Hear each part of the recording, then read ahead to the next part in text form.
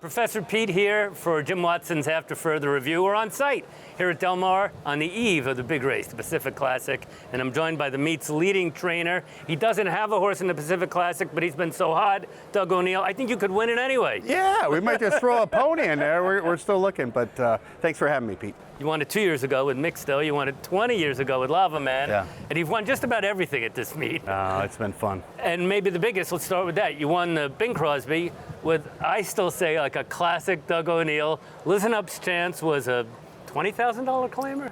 Well, yeah, it's a long, complicated. I don't know how long this podcast is. I don't know what's going on, but you guys might have to end up in your pajamas after this story. But no, he's a horse we bought privately for like $40,000.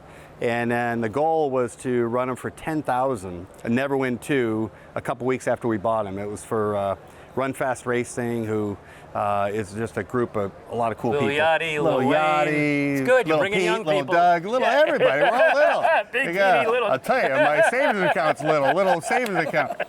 But the race overfilled, so he didn't get in. Isn't that so something? Crazy. Because you could have lost him. Could have lost. Oh, he probably would. He would have won and lost. We would have lost him. 10,000. But it was just like the racing guys were looking over. So we ended up going in a different spot, allowance, where he was 17-1, and he won, and the rest is good history. How did you, that was on grass, was that part of it? How do you move up, and you've done it before, you did it with Lava Man, how do you move up a horse that's a mid-level claimer and make a grade one? He's going to the Breeders' Cup. Hopefully, yeah. Hey, these horses, you realize the longer you're in it, these horses move themselves up. So you really need to, you got to go to a really good equine athlete. You got to surround them with really good people, which we have, and then just things kind of unfold. And there's a lot of horses, Pete, that we buy for here and they end up here, right? We don't talk about those. We don't need to talk about those. But when you get a horse that just starts getting good, and he ran Dynamite the day we bought him privately after watching him win. Granted, it was made in 20, but he won real impressively. Right.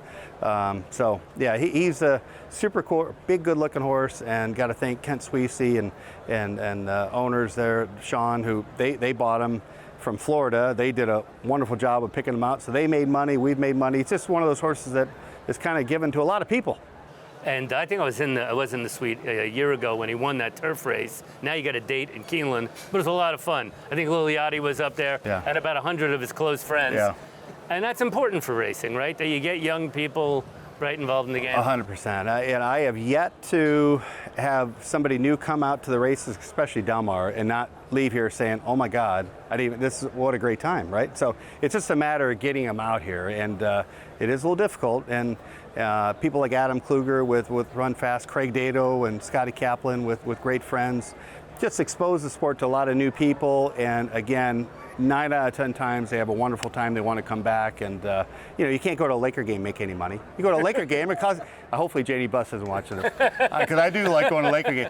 But you go to a Laker game, you're down $500, and then they might lose. You're just upset, right? You come here, you could make $500, right? Sure. So the races are unbelievable, and then to see these amazing horses and these amazing athletes, the jockeys work alongside each other, and what they do, is magical.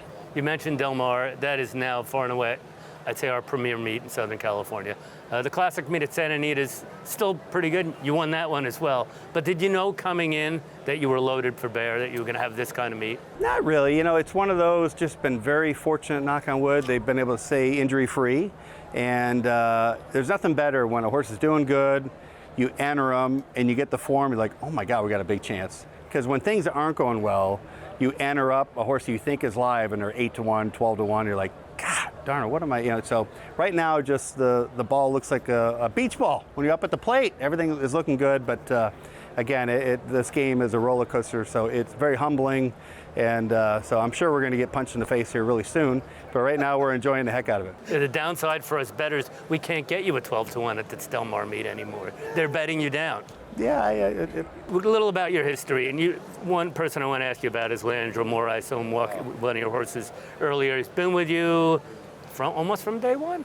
He, honest to God, Lava Man was one of our greatest claims, but I'm going to say Leandro Mora was my greatest claim. And when Brian Mayberry, the late Brian Mayberry, who was just an unbelievable trainer, when he retired and Leandro was kind of floating around, and I was like, wait, what? And because I knew of him, I always looked up to him. He was kind of a mentor from afar. and I was able to, I approached him and asked him, I don't think he even knew who I was. They're like, who the hell are you parking cars? Where's my car? Get my car. But being able to work alongside him, he's just, he's a horse whisperer, and he's unbelievable. And the work ethic he's got, the team that we've assembled, we really have a family of about 50 stable hands that we've all been together for a long time. And that's really tells you a lot about Leandro and the team that the environment he produces. We've been up in the suite with you. Leandro's up there.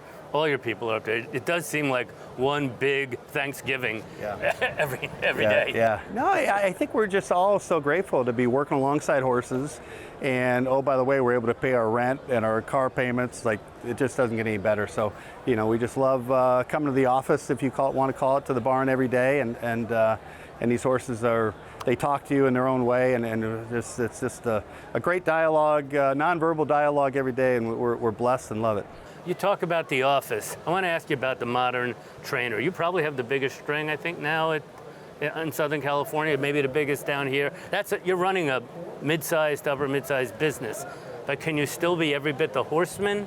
And I see you saddle all the time, but are you also a little bit more of a CEO now because of the size of it? Yeah, I kind of see it as a coach. You're just trying to put the piece together. By the time they get to the paddock, you feel like you've done everything you could possibly do, as far as scouting out the horse, making sure they're doing well. Hopefully you've entered them in a good spot. You're on the same page with the owners and the jockey. And so, that's really, obviously the smaller the barn you have, the more hands-on you'll be, of course, right? But, so I've had those days, and now we've got days where a lot of horses, and it's really a matter of me spending a lot of energy on trying to select the right athletes and trying to put them in the right spots and making sure the owners and I are on the same page. Before we wrap up with what I'd like to call the late pick fives, quick hitters, I'd be remiss if I didn't ask you, for instance, you got a lot of 2-year-olds, I guess. Is there a horse, or even an older horse, that maybe we haven't seen recently, or 2-year-old that's not raced, or two, that maybe we could look out for? Well, we got a horse named He Is No Lie, who's run a couple times, that I really think down the road he's going to jump up and be a horse to be reckoned with next year. We got a couple 2-year-old fillies running this weekend on Classic Day. And I saw Summer Mayberry bred one. Yes. When you mentioned Brian, that's the Nexus remains. The Gervin, and no one can get a 2-year-old Confetti Rain, yeah. Oh, she's awesome. So if he gave the skill, I'm sure he did to his daughter. Oh, the whole Mayberry family, that's where Leandro got it from. They're all unbelievable horse people, and that's where Leandro cut his teeth. So when we got this horse from them, it was like, wow, that's a good way to start it off. But she can really run. It's a really tough race, but I think both fillies we have in there, Miss Midterm and Confetti Rain, both have a lot of talent. They might not win because it's a tough race, but they're going to get better and better, and they're both, I think, are going to be stakes quality. Yeah, I think there's this guy named Baffert. Is that his name? He's got a couple in there, of course. Yeah, there's some. It's a tough race, but you expect that down here. So, hopefully they break good, run well, and come out of it sound, and we'll build something to build off. Let's wrap this up with the late pick five. Let's okay, do it. Here we go. Let's go. Favorite horse for you of all time? Lava Man. Best moment that you've ever had? You're 30-something years, two derbies, Preakness, many Breeders' Cup wins, back-to-back Godolphins. Favorite moment in horse racing? I'll have another win in the Derby, 2012. That was surreal. I have a feeling this might be a little harder. Biggest disappointment? Probably I'll have another not making it to the post on Belmont Day, but it's such a roller coaster, this business, but I would, off the top of my head, that one was pretty disappointing. You are one of the good guys in the business. There's a lot of good guys. Thank you, Pete. I want to ask you, who are your good guys over these 30 years? It could be a trainer, it could be a jockey, it could be a groom. You talked about your affection for Leandro. Or an owner. Who are a couple of your favorite people that you've dealt with, colleagues? Well, Tom Canoose, who's a jockey agent and a dear friend and a Marine hero, got shot in the head for us in Vietnam, and he was basically left for dead, and they were like, oh God, the guy's still moving. So they got him, and they were like, well, you're gonna live, but you're gonna be paralyzed. He's like, I will walk. He was in a wheelchair for like a year, and he's one of my heroes and dear friend, great guy. And then again, like Paul Redham, who, if it wasn't for Paul, I'd probably be flipping burgers somewhere, which probably at a really bad place too, not at like a Ruth Chris or anything like that. But so I would say my two would be Tom Knuth and Paul Redham. Last thing, what is left to accomplish? Give me one thing you'd still like to do, and you've got many years to come in horse racing. One of my bucket lists is to go to Royal Ascot. That would be, I see Wesley Ward and the Top Hat and Tails. I'm like, God, that's so cool. I want to do that. So that's on my bucket list. And then Australia. I've never been to Australia. I would love to go to the races there too. So those are two of my things that I would love to be part of. The pride of Dearborn, Michigan, Douglas F. O'Neill. Let's go. Congratulations. Tommy Hitman Hearns. Tommy Hitman Hearns. Let's go. I love it. Thanks for having me, Pete. Thank you so much. You're the best. Be right back at you. You got it. Let's go.